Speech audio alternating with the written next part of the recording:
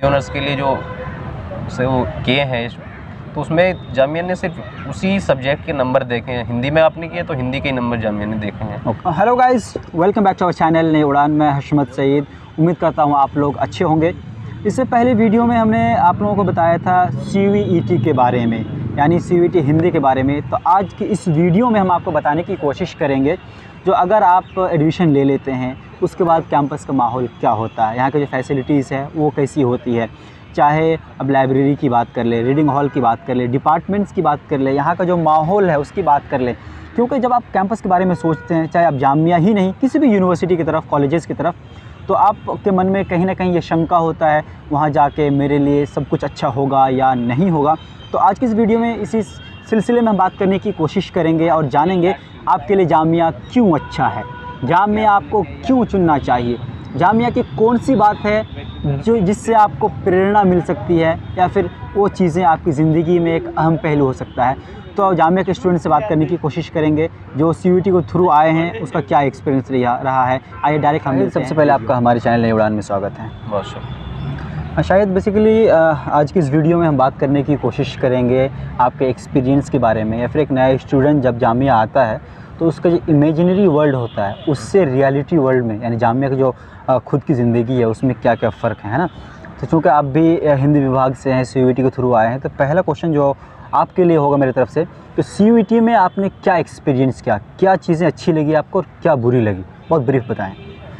ये CUET एक तरीके से देखा जाए तो जामिया के उससे बेटर भी था कि यहाँ पे जामिया अपना खुद का एग्ज़ाम लेती थी, तो सिर्फ उसी सब्जेक्ट का एग्ज़ाम देना होता था। फर्स्ट CUET अटैम्प्ट में ऐसा होता था कि बच्चों को ज़्यादा कन्फ्यूज़न थी कि जामिया क्राइटेरिया क्या है। तो उन्होंने जैसे आर्ट पेपर आपने भरे हैं, डोमेन सब्जेक्ट आपने चूज़ किए हैं, तो अब सबका पेपर दिए जा रहे हैं। अब जामिया ने हिंदी ऑनर्स के लिए जो से वो किए हैं, तो उसमें जामिया ने सिर्फ उसी सब्जेक्ट के नंबर देखे हैं। हिंदी में आपने किया तो हिंदी के नंबर जामिया ने देखे हैं। तो हमने पहले तो 8 के 8 पेपर दे दिए। थोड़ी सी जो परेशानी CUET में हुई वो ग्लिचेस की वजह से हुई कि अप्रोक्स 15 लाख बच्चों ने फॉर्म फिल किया था। 2 दिन के लिए बाद में खुला था, उसमें 5 लाख बच्चे और ऐड हो गए थे। तो ग्लिचेस किस तरह के आए थे? ग्लिचेस ये थी कि एग्ज़ाम की डेट तो थी पहले जुलाई में थी मेरी, और उसके बाद सेंटर पे गए तो पता चला कि ग्लिचेस नेटवर्क की वजह से आपका पेपर नहीं होगा, पोस्टपोन हो गया। उसके बाद फिर 2 दिन के बाद दूसरा पेपर फिर गए, फिर ऐसे ही। तो ये एक खामी भी कह सकते हैं कि आप अगर मैनेजमेंट थोड़ा सा सही नहीं रहा होगा। ऑब्वियसली बात है, जो फर्स्ट टाइम हुआ था थोड़ा मैनेजिंग में भी प्रॉब्लम थी, है ना। और इस बार तो और भी ज़्यादा, क्योंकि बच्चों को ज़्यादा पता नहीं था CUET के बारे में। अब ज़्यादा अवेयर हो गए बच्चे। 2 गुना 3 गुना ज़्यादा हो सकता है बच्चे इतने आए, और इसके बारे में और ज़्यादा आपकी बार फॉर्म फिल होंगे। तो उसके बाद फिर 1 महीने बाद डेट आई, तो उसमें फिर दोबारा ग्लिच हुए, एक पेपर फिर उस 4 दिन बाद हो रहा है एक पेपर। तो ये परेशानी झेलनी पड़ी।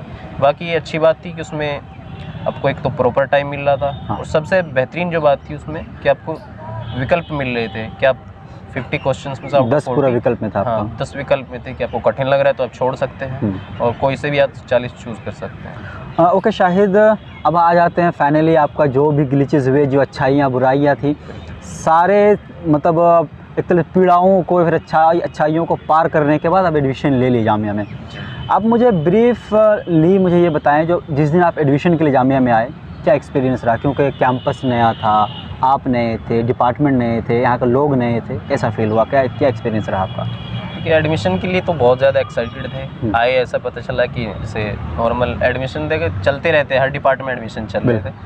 देखा कि थोड़ा सा कॉर्पोरेटिव माहौल मिलेगा, लेकिन किसी को ऐसा मिला नहीं है। अच्छा। जैसे थोड़ा सा परेशान होना पड़ा। उसके बाद पूछे तो मैनेजमेंट वाले ने बताया कि उधर जाओ, उधर जाके हो जाएगा। उसके बाद हुआ एडमिशन, तो आसानी से हो गया। उसके बाद क्लासेस स्टार्ट हो गई। क्लासेस पहले से चली हुई थी वैसे। हाँ, CUET वालों को ऐसे डिले हुआ था। शायद मुझे एक चीज़ बताएंगे, क्योंकि कोई भी स्टूडेंट हो, चाहे वो बॉयज़ में फिर गर्ल्स में हो, जब जामिया के बारे में सोचता है तो उसका एक इमेजिनरी वर्ल्ड क्रिएट होता है। ऐसे क्योंकि आप स्कूल लेवल से निकलने के बाद आप यूनिवर्सिटी की तरफ आ रहे हो, कॉलेज की तरफ आ रहे हो, है ना। एक इमेजिनरी वर्ल्ड होता है, वहाँ जाएंगे, इस तरह का माहौल मिलेगा, इस तरह की लाइब्रेरी होगी, कैंटीन होगा, दोस्त मिलेंगे। जब इमेजिनरी वर्ल्ड था उसके बाद अभी आप लगभग नवंबर में आप लोग एडमिशन हुआ है, अभी जनवरी चल रहा है आपका, यानी 3 महीने का जो ड्यूरेशन रहा, तो इमेजिनरी वर्ल्ड से जो रियलिटी वर्ल्ड है कितना मैच कर रहा है, कितना चीज़ें आपने एक्सपीरियंस किया, जो आपने सोचा था वैसा ही हो रहा है, फिर कुछ ऐसी चीज़ें जो उससे अच्छा है, कुछ ऐसी चीज़ें जो उससे ख़राब है? देखिए, जो सोचा था लगभग 80% तो ही है। यहाँ पे एक तो सबसे बेहतरीन पढ़ाई का माहौल बहुत ज़्यादा है। आप रीडिंग हॉल जा सकते हैं, लाइब्रेरी यूज़ कर सकते हैं, कोई सी 2 लाइब्रेरी यहाँ पे है। और उसके बाद आप फ्रेंड वाला माहौल कह रहे हैं तो ये भी बहुत अच्छा है यहाँ पे। मैनेजमेंट तो आप कह सकते हैं कि थोड़ा डिले करते हैं आपके काम करने में, वो थोड़ा सा हो जाता है, डिले होता रहता है, लेकिन पढ़ाई को लेके अच्छा माहौल है। और यहाँ पे कैंटीन वगैरह का भी ऊपर नीचे थोड़ा चलता रहता है। खाना वाना कैसे मिलता है? खाना वाने के बारे में आपको ज़्यादातर देखिए हेल्थी तो नहीं मिलेगा, ज़्यादा हेल्थी फूड नहीं मिलेगा क्योंकि मतलब एक्सपेंसिव होता है, चीप होता है। एक्सपेंसिव भी होता है, लेकिन आपको अगर नॉर्मल आप देखें तो एक बंदा अगर खाए तो सही तरीके से वो नहीं हो पाएगा, सेटिस्फाई नहीं होगा कि हाँ मैं वो हो गया हूँ। तो थोड़ा सा वो जो मैदा होता है, मैदे की रोटी यहाँ पे मिलती हैं ज़्यादा, वैसे नहीं मिलती। तंदूरी रोटी भी नहीं मिलती है। अच्छा। मैदे वाली जो रुमाली रोटी होती है वो आपको खाने को मिलती है। और भी बहुत सारे ऑप्शन हैं, चाइनीज़ है, वो है, लेकिन वैसा हेल्दी फूड आपको ज़्यादा नहीं मिलेगा यहाँ पे। और क्या क्या एक्सपीरियंस किया आपने कैंपस में? कैंपस में देखिए, एक तो सबसे पढ़ाई को लेके क्लासेस यहाँ पे, क्योंकि 4 डे क्लास चलती है, मंडे थर्सडे क्लास रहती है, 3 दिन ऑफ रहता है। और उसमें आप जुमे के उससे भी किया होगा, जामिया की पहले से चला आ रहा है। और दूसरा कह सकते हैं कि पढ़ाई का सबसे बेहतरीन माहौल यहाँ पे मिला है। जो सोचा था उसी के हिसाब से आपको, मतलब एक अंदर से आवाज़ आती है खुद भी पढ़ने की, अगर आप नहीं भी पढ़े हो। वैसे तो यहाँ पे जो भी बच्चे आते हैं टैलेंटेड ही आते हैं। बिल्कुल, अभी जाहिर सी बात है आप पूरा फिल्टर होके आते हैं यहाँ तक ना। फिल्टर होके आते हैं बिल्कुल, एग्ज़ाम से निकल के। हाँ। लेकिन जब यहाँ आते हैं तो उनके और ज़्यादा मन में उठता है कि हाँ तुम पढ़ोगे, कुछ करोगे। वह शायद बहुत सारे स्टूडेंट जो कन्फ्यूज़न में रहते हैं, उन्हें जामिया चुनना चाहिए या नहीं चाहिए, यहाँ का विभाग कैसा होगा वगैरह, तो इस बारे में क्या कहेंगे आप? देखिए, जामिया के बारे में सबसे बड़ी बात, रैगिंग जो एक शब्द होता है वो आपको बिल्कुल यहाँ देखने को नहीं मिलेगा। जामिया के जैसे गेट पे आओगे ना, बड़ा बड़ा पोस्टर मिलेगा, रैगिंग नॉट अलाउड।